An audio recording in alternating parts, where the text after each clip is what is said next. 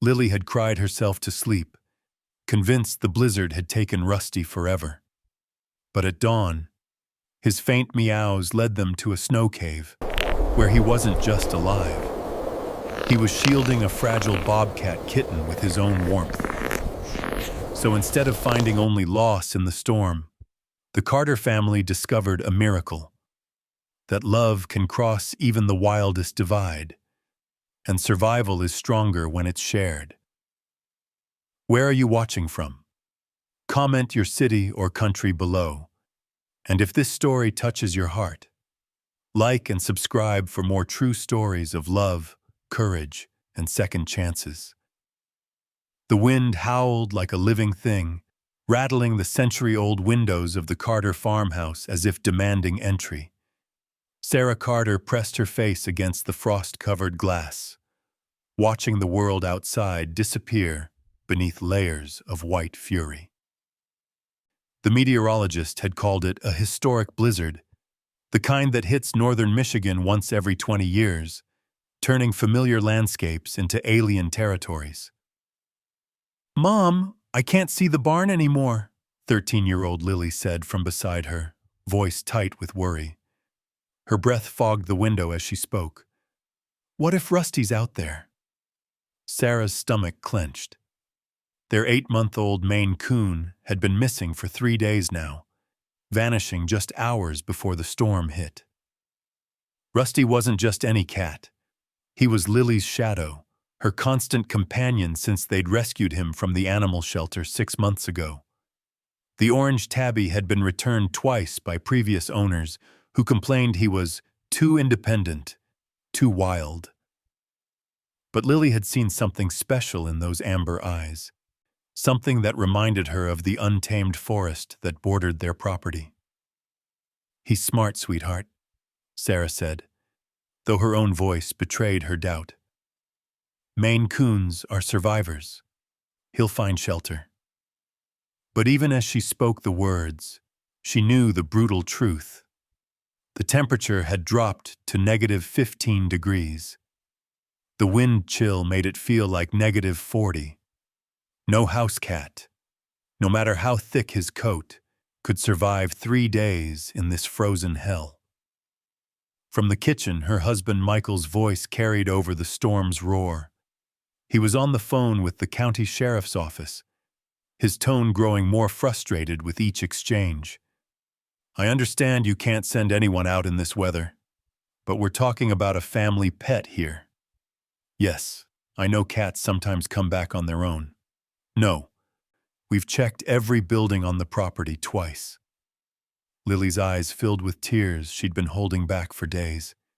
"It's my fault," she whispered. "I should have brought him inside when I saw the first snowflakes. I thought he'd come back on his own like he always does." Sarah pulled her daughter close, feeling the tremor in the girl's thin shoulders.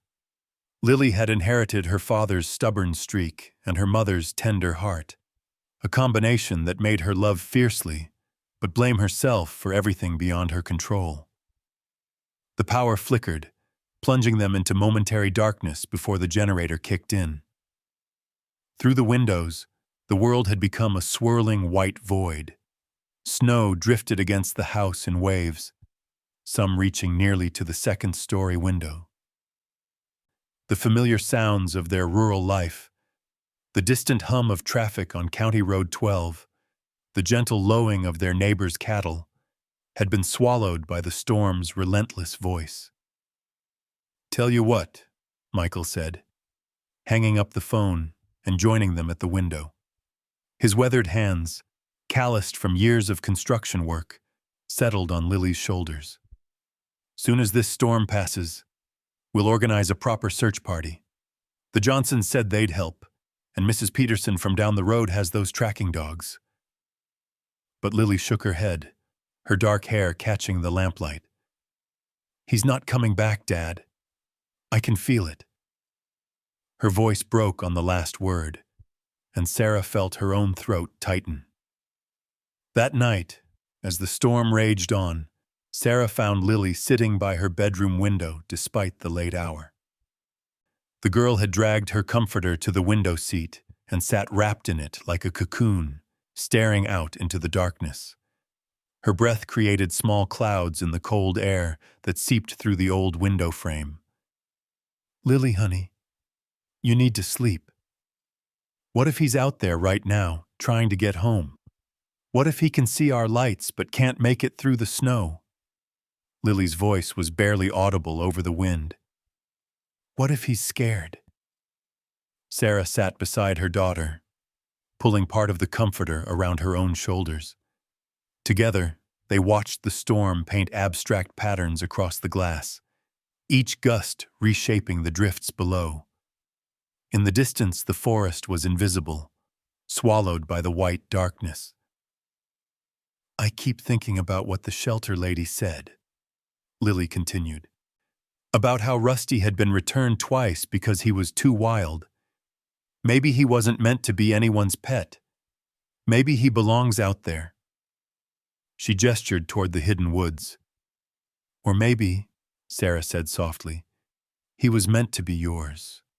Maybe those other families just couldn't see what you saw in him." As the hours passed and the storm showed no signs of weakening, both mother and daughter drifted into an uneasy sleep against the cold window. In their dreams, they saw flashes of orange fur against white snow, heard phantom meows carried on the wind. Neither spoke of the growing certainty that when morning came, their search would be for a body, not a living cat. But storms, like grief, have their own timing. And sometimes, in the heart of the worst tempest, the most extraordinary miracles take shelter together, waiting for dawn to reveal what love and desperation have wrought. Dawn broke gray and silent over the Carter farm. The storm had finally exhausted itself sometime before sunrise, leaving behind a world transformed beyond recognition. Snow drifts reached the second-story windows on the north side of the house, and the familiar outline of their red barn was buried beneath white peaks that looked like frozen waves. Lily hadn't slept. She'd watched the sky slowly lighten from black to pewter, her breath still fogging the cold window. When the wind finally stopped its howling, the silence felt almost dangerous, too quiet, too final. "Lily!" Michael's voice carried from downstairs. "Storm's over. Time to suit up." She pulled on her thermal underwear, snow pants, and the heavy winter coat her grandmother had bought her last Christmas. The coat was too big, but today she was grateful for every inch of insulation. Her hands shook as she laced her snow boots, not from cold, but from the certainty that they were about to find Rusty's frozen body somewhere in those impossible drifts. The front door required their combined strength to push open against the snow that had piled against it. The world outside was alien. Their familiar yard had become a moonscape of white hills and valleys. The mailbox was completely buried. The fence posts looked like strange sentinels poking up through the drifts. "Stay close," Michael warned, breaking trail with a snow shovel. "Some of these drifts are over our heads." Sarah followed behind, carrying a thermos of hot coffee and emergency supplies. She'd been a nurse before Lily was born, and her practical mind was already calculating how long a small animal could survive in these conditions. The answer wasn't encouraging. They started with the barn, digging their way to the door through waist-deep snow. Inside, they found their 2 horses safe and warm, but no sign of orange fur. The chicken coop was next, then the tool shed, then every outbuilding on their 20-acre property. Each empty space felt like another nail in Hope's coffin. "Rusty!" Lily called, her voice cracking across the frozen landscape. "Here, kitty! Rusty!" Only silence answered. After 2 hours of searching, they'd covered most of the property. Michael's face was grim behind his frost-covered beard. Sarah kept checking her watch. They needed to get back inside before hypothermia became a real concern for all of them. "Maybe we should call the search off for now," Sarah suggested gently. "Come back out this afternoon when it's warmer." "No!" Lily's voice was fierce. "I'm not giving up. Not yet." She was trudging toward the tree line where their property met the state forest when she heard it. A sound so faint she thought at first it was the wind playing tricks in the pine branches. But there it was again. A weak, desperate mewing. Lily's heart stopped. "Did you hear that?" Michael and Sarah froze, listening. For a moment, nothing. Then, there. A plaintive cry from somewhere near the forest edge. "Rusty!" Lily screamed, plunging into the deep snow toward the sound. Her parents scrambled after her, their own hearts hammering with sudden hope. The mewing grew stronger as they approached a cluster of fallen trees at the forest's edge. Storm damage from years past had created a natural shelter, and the recent blizzard had formed a snow cave around the tangled branches. Lily dropped to her knees and began digging frantically. "Easy, sweetheart," Michael said, but his own hands were already clawing at the snow beside her. They cleared away the loose powder, revealing a hollow space beneath the fallen timber. Sarah pulled out her phone's flashlight and shone it into the darkness. What they saw made all three of them gasp. There was Rusty, his orange coat matted and dirty, but his amber eyes bright and alert. He was lying on his side, but he wasn't alone. Curled against his belly, barely visible except for two oversized tufted ears, was another kitten. "Oh my God," Sarah whispered. "Is that—" The second kitten lifted its head, and even in the dim light, its identity was unmistakable. The spotted coat, the distinctive ear tufts, the disproportionately large paws. It was a baby bobcat. Lily's breath caught in her throat. Rusty had survived the storm by sharing his warmth with a wild kitten that should have been his natural enemy. Instead of fighting for survival, they had chosen to survive together. The orange tabby mewed softly when he saw his family, but he didn't move away from the smaller kitten. His message was clear. They were a package deal now. "Well," Michael said quietly, "I'll be damned." Getting both animals back to the house proved more challenging than finding them.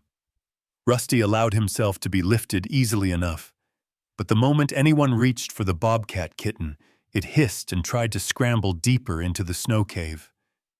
Every time they separated the two, Rusty would cry pitifully and the wild kitten would panic. "They don't want to be apart," Lily observed, kneeling in the snow despite her soaked pants. Sarah pulled off her thick winter scarf. "Here, if we wrap them together." The plan worked. Bundled in the warm wool, both kittens calmed down.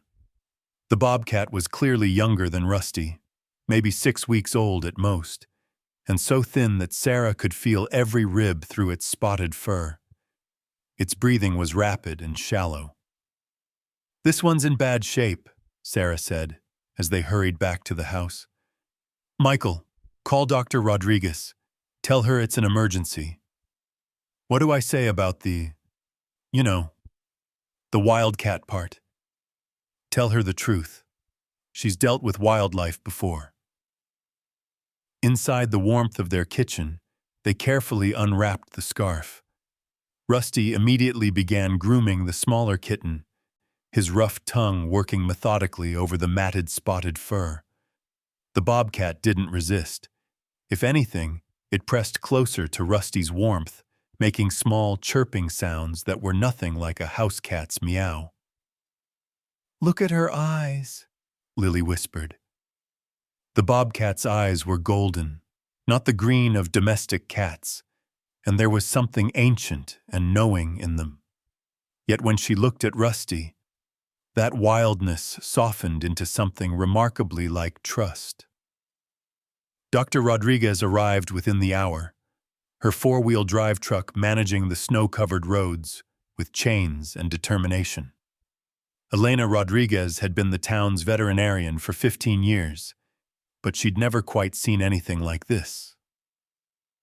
"Well," she said after examining both animals, "the Maine Coon is dehydrated and has some mild frostbite on his paw pads, but he'll be fine. The Bobcat," she paused, checking the kitten's gums and listening to its heart. "She's severely malnourished, probably orphaned when her mother was killed or couldn't find enough food. Without your cat's body heat, she would have died within hours." "She?" Lily asked. "Female, yes. Maybe 6 weeks old." Dr. Rodriguez watched as Rusty curled protectively around the Bobcat Kitten. "This is remarkable behavior. Domestic cats usually view wild cats as competition, not companions. Can we keep her?" The words tumbled out of Lily before she could stop them.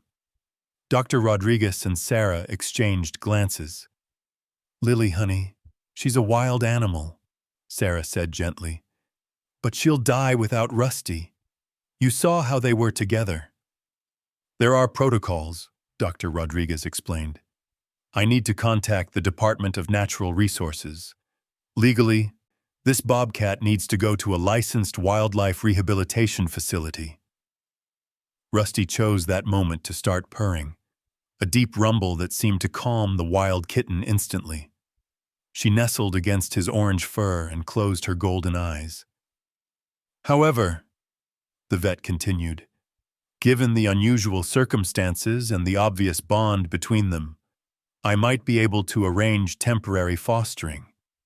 The nearest wildlife rehab center is 3 hours away, and they're not equipped for something this young in winter." Over the next week, their house transformed into a makeshift wildlife nursery. The Bobcat, whom Lily had named Fawn for her delicate features and graceful movements, proved to be remarkably adaptable. She learned to use the litter box by copying Rusty. She figured out how to drink from a water bowl and even managed to eat the special kitten formula Dr. Rodriguez had provided. But it was the friendship between the two that truly amazed everyone who witnessed it. Rusty seemed to understand that Fawn needed gentleness. His usual rambunctious play became measured and careful. He would bat at toys just enough to show her how, then step back and let her try. Fawn, in return, brought out something wild and magnificent in Rusty. His movements became more fluid, more predatory. His senses sharpened. When they played together, it was like watching a dance between the domestic and the wild, each learning from the other. They slept curled together in the dog bed Sarah had bought, Rusty's fluffy tail wrapped around Fawn like a living blanket. They groomed each other after meals, shared sunny spots by the window, and seemed to communicate in a language of chirps, purrs, and gentle head bonuses that made perfect sense to them. "It's like they're teaching each other how to be cats," Michael observed one evening, watching them wrestle gently on the living room rug. But even as the Carter family fell in love with this impossible friendship, they all knew it couldn't last forever. Every day, Fawn grew a little larger, a little stronger, and a little more wild. It started innocently enough. Sarah had been taking photos of Rusty and Fawn's daily routines for Dr. Rodriguez's records when she captured the perfect moment. Both kittens asleep in a patch of afternoon sunlight, Fawn's spotted head resting on Rusty's orange belly, their breathing perfectly synchronized. "This is too precious not to share," she told Michael that evening, uploading the photo to her Facebook page with the caption, "Our Maine Coon saved a baby bobcat during the blizzard. Now they're inseparable." By morning, the post had 300 likes and 50 shares. By noon, it had gone viral. "Mom," Lily called from her laptop at the kitchen table. We're on the Channel 7 news website. Sarah hurried over to see a screenshot of her photo alongside a headline. Miracle in Michigan. House cat saves wild bobcat in historic blizzard. The article had been shared thousands of times across social media platforms. Oh no, Michael muttered, peering over their shoulders. This is exactly what we didn't want to happen. He was right to be concerned. By afternoon, their phone was ringing constantly. News stations from Detroit, Grand Rapids, and Chicago were calling for interviews. Animal welfare organizations wanted statements. A documentary filmmaker from California left 3 voicemails offering to buy their story. Turn off the phone, Sarah said after the 15th call in an hour. But it was too late. At 4 o'clock, a white van with Channel 3 News painted on its side pulled into their snow-covered driveway. "Nobody's here," Michael called when the doorbell rang. But through the window, they could see the reporter setting up a camera anyway, broadcasting live from their front yard. "This is insane," Lily said, watching from behind the curtains. "They're treating us like celebrities." The attention brought unexpected consequences. Dr. Rodriguez called that evening, her voice tense. "The DNR wants to inspect your setup immediately. The publicity has forced their hand. They can't ignore this now." 2 days later, Department of Natural Resources officers arrived with clipboards and stern expressions. Officer Janet Morrison was a woman in her 40s with graying hair and eyes that had seen too many well-meaning people make dangerous mistakes with wildlife. "This animal needs to be transferred to a licensed facility," she announced after watching Rusty and Fawn play together for 10 minutes.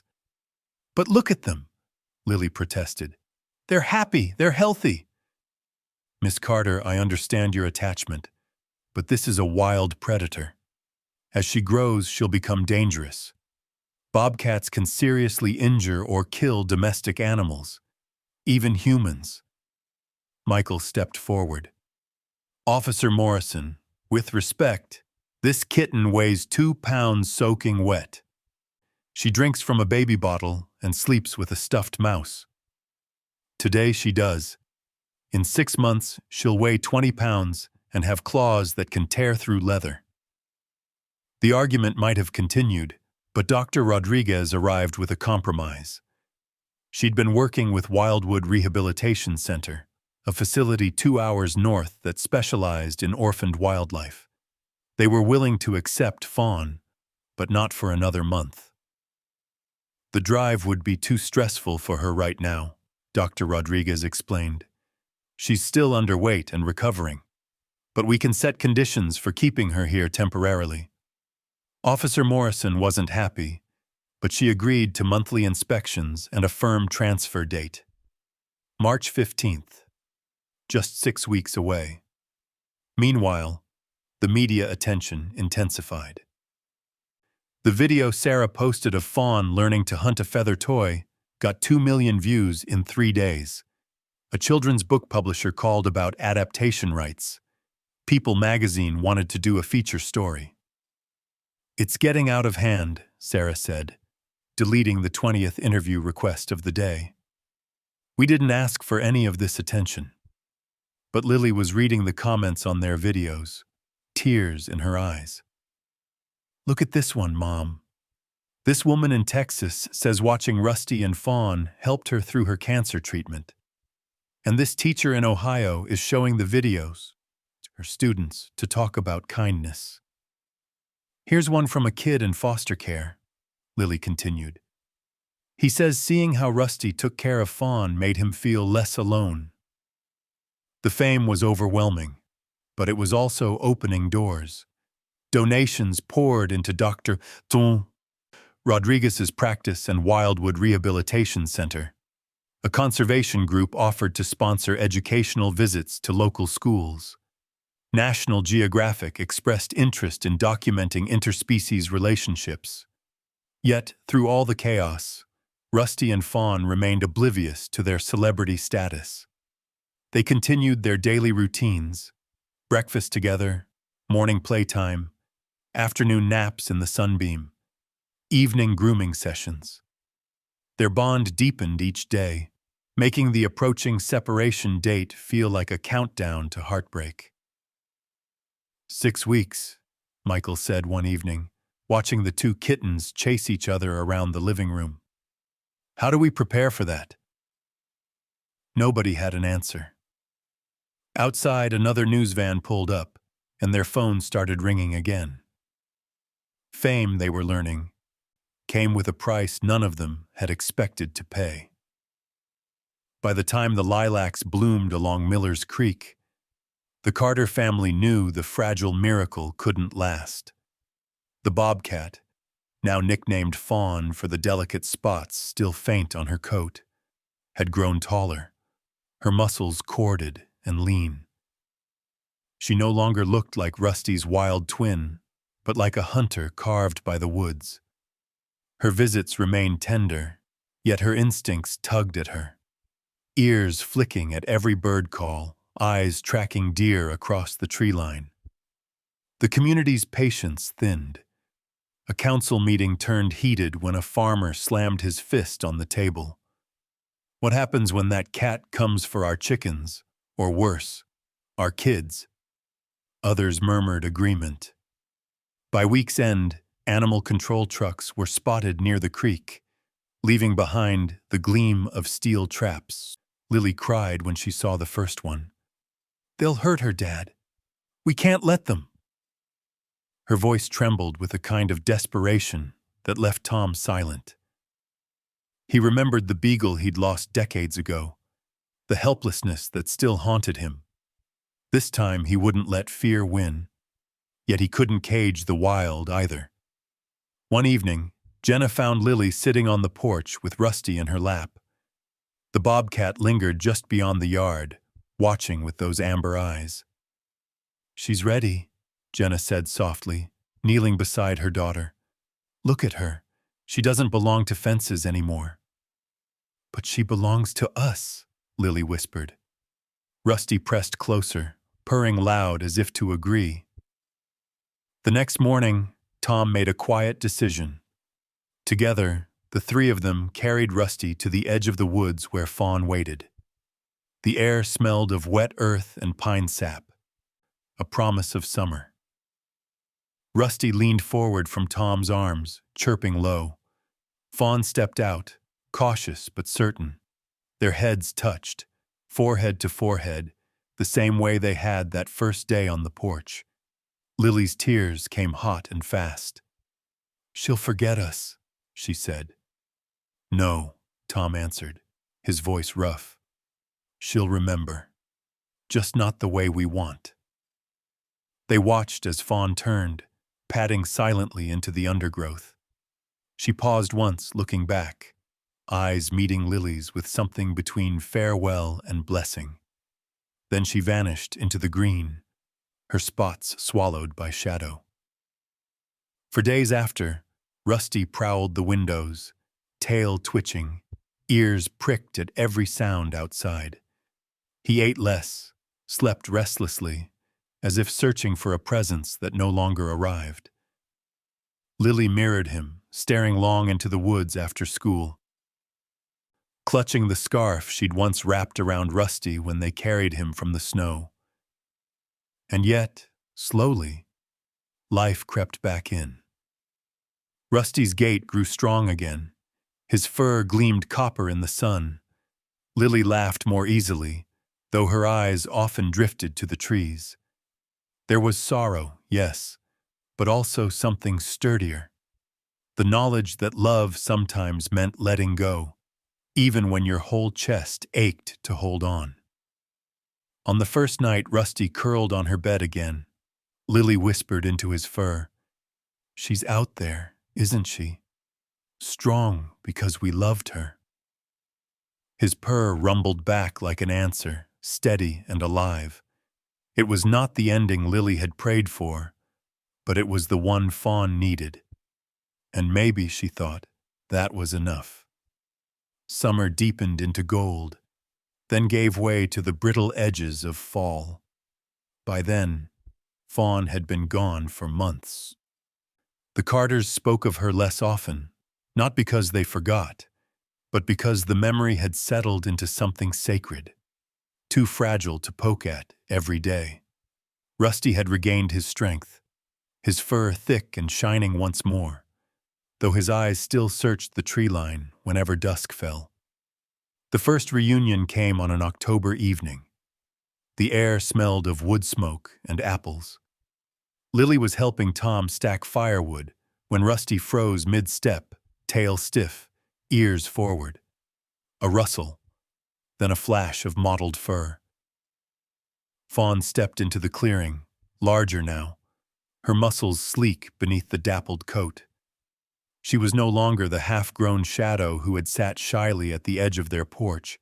She was wild and whole. Lily's breath caught. Rusty bounded down the steps, not with kittenish clumsiness, but with the sure-footedness of one greeting an old friend. He pressed his head to Fawn's shoulder, a gesture of trust so familiar it made Tom's chest ache. For a long moment, the two cats stood together in the twilight. Then, as suddenly as she had come, Fawn turned and melted back into the trees, leaving behind only paw prints in the brittle leaves. "She's alive," Lily whispered, tears bright in her eyes. "She came back to tell us." The visits continued, irregular and unexpected. Sometimes Fawn appeared at dawn, standing like a statue at the edge of the yard. Other times, she arrived after dark, amber eyes glowing between the pines. She never lingered long, just enough for Rusty to rush to meet her, their bodies brushing in quick, silent greetings. Each sighting was a gift, but also a reminder. Fawn was of the wild, and the wild never stayed. Word spread again. A hunter claimed he'd seen a bobcat near Pine Hollow, bigger than any I've seen in years. A neighbor swore the cat had stalked her chickens, though no harm was ever found. The Carters stayed silent, protective of what little they had. Lily, though, carried each reunion like a secret jewel. One evening in late November, snowflakes beginning to lace the air, Lily stood at the window with Rusty in her arms. From the shadows, Fawn appeared once more. Their eyes met, girl and wildcat, and Lily felt something pass between them. Not words, but something older. Recognition, gratitude, farewell. "She's telling us she's okay," Lily murmured. Rusty purred in agreement, the sound low and certain. And just like that, Fawn was gone again, swallowed by winter's breath. For Lily, it no longer mattered how often she returned. What mattered was knowing she could. That bond, brief, miraculous, impossible, was not broken by distance or time. It had become part of the woods themselves, part of the girl who had loved a bobcat as if it were her own. Winter came back hard, pressing frost into the windows and reminding everyone how fragile life could be in Miller's Creek. But inside the Carter home, warmth no longer depended only on firewood or power lines. It lived in what they had carried through the storm, the bond with Rusty, and the strange, impossible friendship with Fawn. For Tom, the journey rewrote an old scar. The beagle he had lost as a boy had left him with a knot of guilt and fear that winters always awakened. But watching Rusty fight his way back, seeing Fawn guide him through the storm and return stronger on her own path, Tom realized loss doesn't always end in emptiness. Sometimes it makes space for a new kind of faith. He still feared the wild, but he no longer mistook fear for the whole truth. Jenna found her edges softened too. She had always drawn clear lines. Pets belonged in homes, wild things in forests.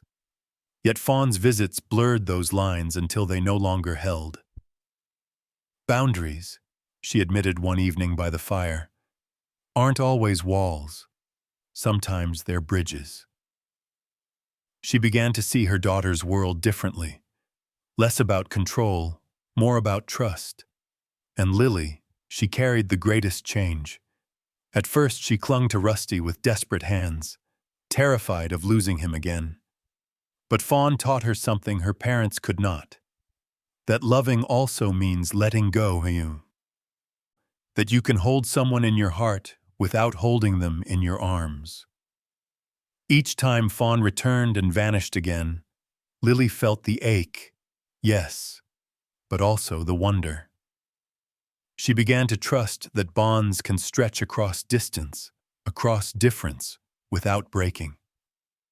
Even Rusty seemed altered. He no longer prowled the house like a restless captive. Instead, he held a calm gravity, a quiet knowing in his golden eyes. At night, curled against Lily's legs, he purred not out of need, but of presence, as if he carried the echo of the wild inside him. The story, when people in town retold it, often sounded like a fable, the domestic and the wild meeting at the edge of the woods, choosing friendship over fear. Some mocked it as foolish, others clung to it as hope. But for the Carters, it wasn't about legend. It was about the truth they had lived, the way survival had braided together with trust, and how love had reached beyond walls and species. On the first snowfall of January, Lily stood on the porch with Rusty in her arms. The woods lay silent, no flash of mottled fur in sight. She whispered into the cold, "Thank you, Fawn, for teaching us." And in the quiet that followed, it wasn't an answer she heard, but a steady certainty. That meaning doesn't vanish when someone walks away. It stays, shaping who you become. By spring, the Carters no longer waited at the window each evening. They had accepted what Fawn's comings and goings had already taught them. Some stories are meant to be visited, not possessed. Yet her presence lingered, stitched into their days like a quiet thread. Neighbors still asked, some with curiosity, some with suspicion. "Do you think she'll come back?" Tom would shrug, but his eyes always carried a softer truth. Jenna would smile politely, never revealing more than she wanted. And Lily, she simply said, "She never really left." Rusty lived proof of that. He had grown into his strength again, coat gleaming, stride sure. But there was something in him that hadn't been there before the blizzard. A calm watchfulness, a piece of the forest folded into his chest. At night, when he sat by the window, his tail thumping softly, it was as if he were keeping vigil for both himself and the wild friend who had once guarded him. The story spread beyond Miller's Creek. A teacher at the local school used it to talk about resilience and empathy. A columnist in the regional paper framed it as an allegory of coexistence in a divided world.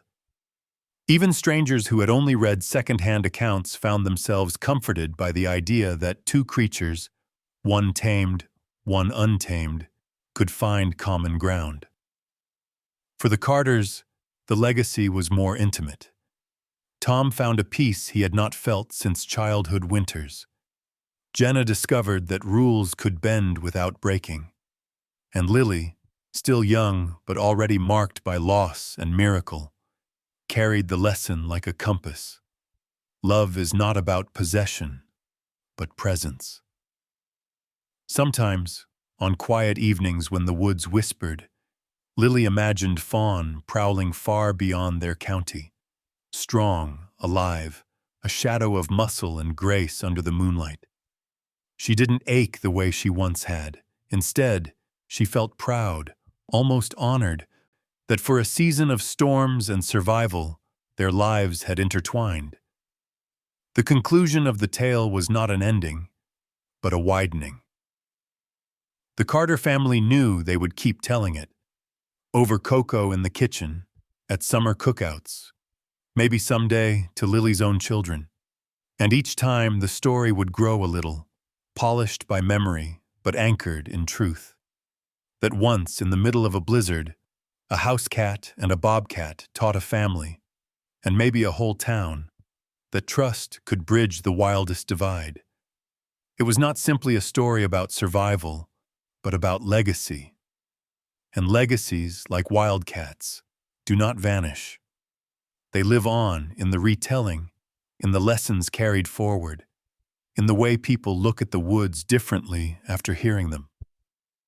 When Lily stood at the porch one last time that spring, Rusty leaning into her side, she whispered, "Run free, Fawn. You'll always be part of us." And the wind through the pines seemed to answer, carrying the legacy of a bond too strange, too beautiful, and too true to ever be forgotten. With time, the story of Rusty and Fawn stopped feeling like just something that happened to us. It became something we carried inside. Looking back now, I realize it wasn't simply about a cat lost in a storm or a wild bobcat that refused to let him die. It was about the space between fear and trust, about how we decide whether to close the door or open it. For me, Tom's journey stands out the most. He spent years haunted by the loss of his childhood dog, believing winter only took and never gave back. But through Rusty's survival and Fawn's companionship, he found forgiveness for the storm and maybe for himself. Isn't that something many of us struggle with? To stop letting old scars dictate how much hope we allow ourselves? And Jenna, who once insisted on neat lines between tame and wild, discovered that sometimes love doesn't respect those borders. She learned that boundaries can be bridges, and I think that lesson stretches far beyond animals. How often in our own lives do we build fences when what we need is a doorway? Lily, though, she's the heart of it all. She loved with open hands, even when it broke her. Watching her let Fawn go yet rejoice each time the bobcat returned reminded me that real love doesn't cling. It blesses and releases. It made me ask myself, have I been holding too tightly to things that were never mine to keep? And Rusty, he carried something of the wild back into our home.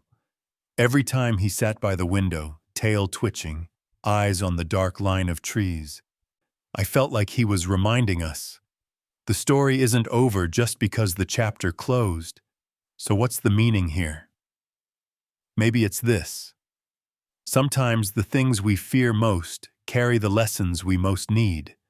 Sometimes survival looks like an orange cat staggering out of a blizzard because a bobcat decided to walk beside him. And sometimes the miracle isn't in keeping what you love, but in letting it shape you before it goes. With me, this story left more than memory. It left a compass, a reminder to trust the wild parts of life, the uncertain, the uncontrollable. To believe that even in storms, there's guidance waiting in the shadows. And now I turn the question to you. If you were in our shoes, would you have trusted Fawn or tried to push her away? Have you ever had to let go of something you loved, trusting it would live better beyond your reach? Because to me, this isn't just a story about a cat and a bobcat. It's about all of us, how we face fear, how we embrace the unknown, and how we learn to release without losing. If this touched your heart, I'd love for you to share your thoughts below. What did it remind you of in your own life? Don't forget to like and subscribe if you want to hear more stories like this, because sometimes the wildest tales are the ones that show us how to be more human.